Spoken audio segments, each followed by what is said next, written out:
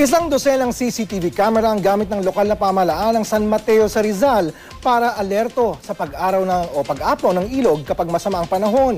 At bukod sa pang-iwas sa sakuna, nakakatulong din daw ang mga CCTV sa paglutas ng ilang kaso ng krimen. Balitang hatid ni Cesar Apolinario.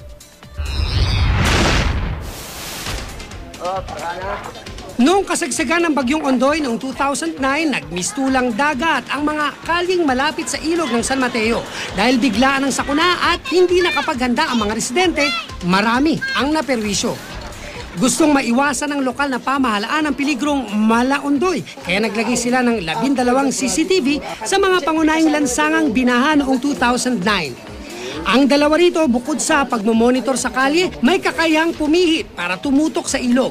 300 meters ang layo na kayang mahagip ng kamera, kaya may nakatutok na tao sa control. Definitely for one, no, yung may iwasan na natin yung nangyari dati na parang mabibigla na lang lahat ng mga kababayan natin dito sa San Mateo na wala silang kalamlam na tumataas sa pala ang tubig.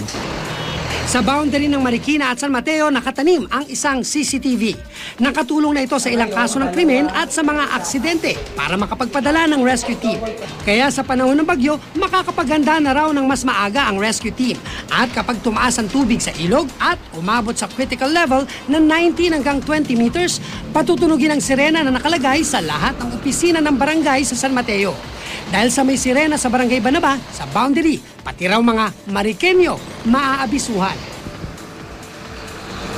Tapos nalalaman din natin kung saan tayo magpapadala ng tulong.